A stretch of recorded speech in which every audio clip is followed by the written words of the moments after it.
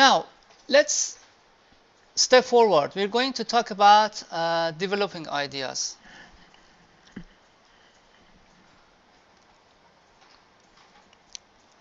First of all, think outside the box. When I talk about, I again refer to music because that's what we discussed about. When we are thinking about the music, your mind may go through different type of music. But can I consider the sound of rain as the music? Can I consider the eruption of a volcano as a music? So I go out of the box. So I jump out of the framework that has been fixed into our minds because of the education, because of the society. So as I told you, turn off your self-censor. If you have any idea, never say yourself that, that's a bad idea, or I'm embarrassed to say it, or everyone else has just thought about it, or this is very similar to I don't know, Andy's idea. So just spit it out, just tell it, and you can wait. You have seen the people that say, I'm not in the mood, so the idea is not revealed to me yet. They are looking for an epiphany, but the idea just don't come. You have to go and mine into your brain and take it out. So don't just wait for the idea to come. Go for quantity. Sometimes some of you may think that if I would come in with a very brilliant composition or image or idea or story, that would be great. But at the beginning, just the more the better. So anything. Start with lots of ideas. Get inspired by others. There's no shame. You may think that if you just borrow some ideas from that movie, that book, that story, that music, it's bad. You think that it's stealing. No, you are borrowing. There is no originality. Nothing is original. So just go for it. Just borrow some ideas from the others. Nurture your creative environment. If you feel that you will be alone, then you will be more creative. Okay, go and be far from any other and just be alone. If you think you are more creative with your friends, okay, go ahead. If you think you are more creative when you're taking shower, take some more shower. Or when you're doing your job in the toilet, okay, just stay some longer. That's fine. So just find a spot. That's it. Mind mapping. That helps you a lot. That helps you a lot. This is a very helpful tool, technique for nurturing your creativity. What is mind mapping? A mind map is a diagram used to visually outline information. And the purpose is to encourage divergent thinking. So we start with a single word or image or text or whatever in the middle. So let's say we are going to talk about, let's say, expectation. So I write the expectation here. And as I told you, you just start, branch the very basic ideas. You can use, it's good to do your mind mapping on paper. It's very good. So you just start draw images, symbols, codes. You just add dimensions and anything that can help your to help your creativity. So and then afterward, you start to highlight those parts that you like more.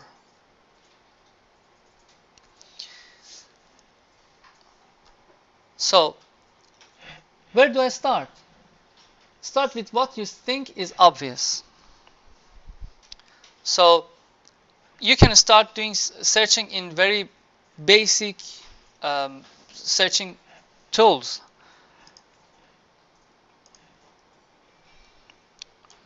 Like visual thesaurus.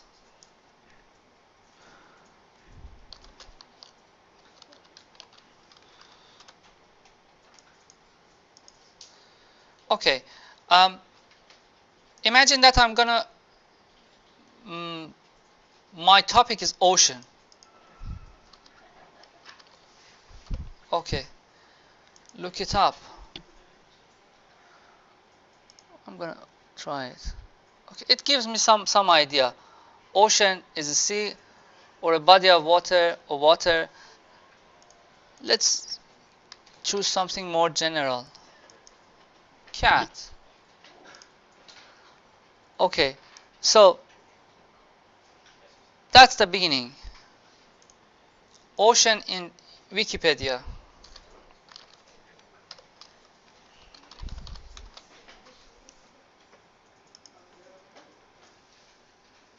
Okay, just read through and pick what helps you. Biology in the ocean. I don't know. The flow of water, the streams of warm and cold water, the circulation of warm and cold water under the ocean. I don't know. You know, it helps you to branch your idea. Google image, whatever.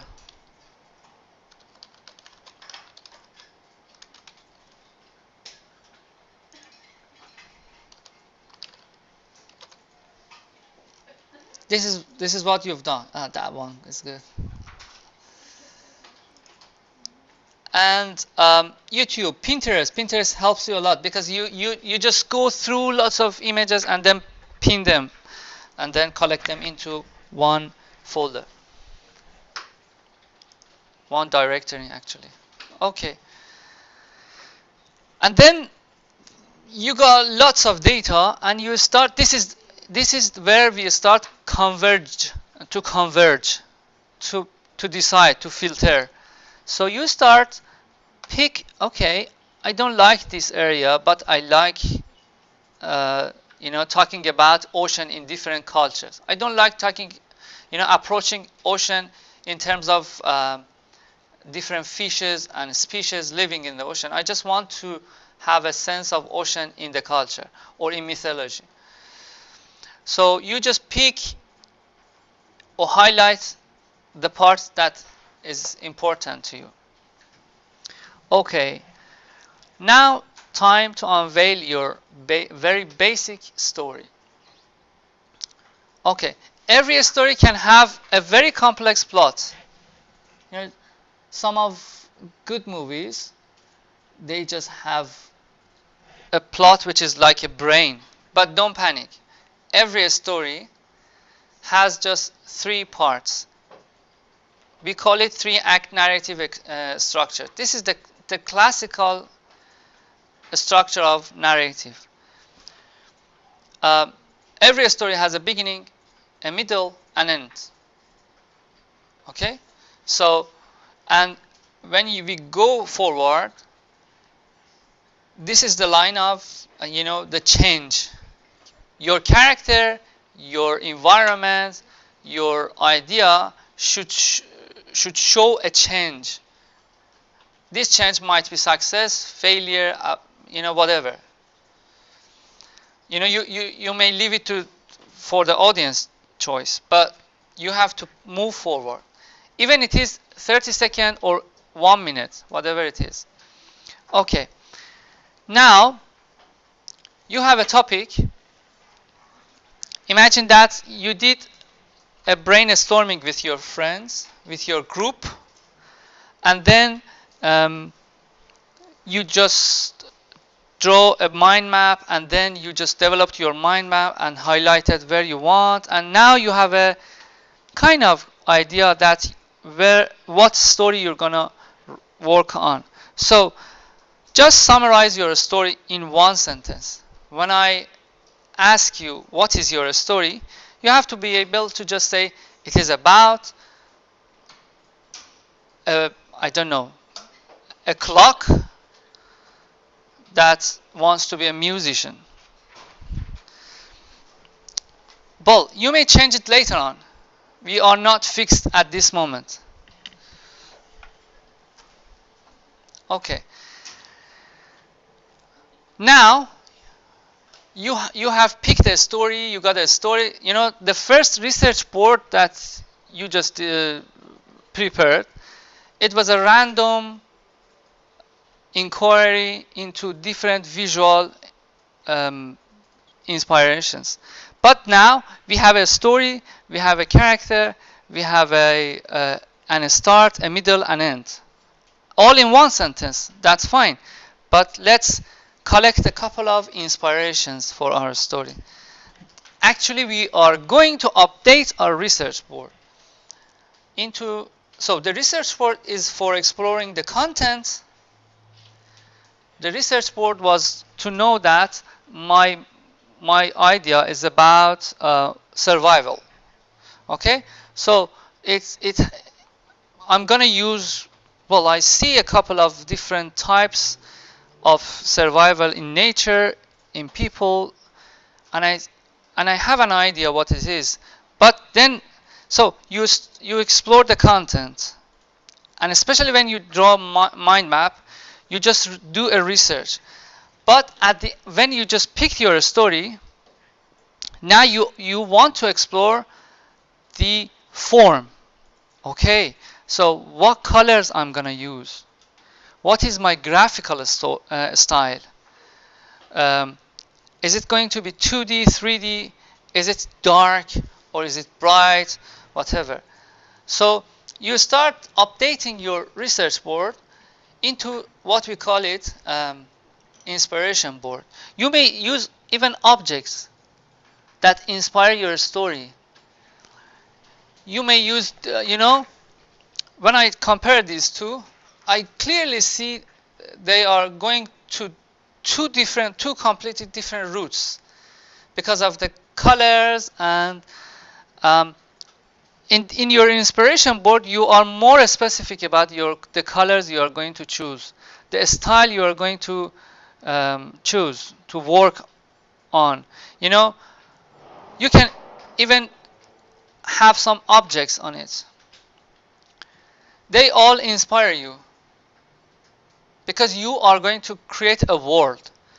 It's a 60-second story, but again, it will be good if it follows a logic of a world. So you are going to explore that world.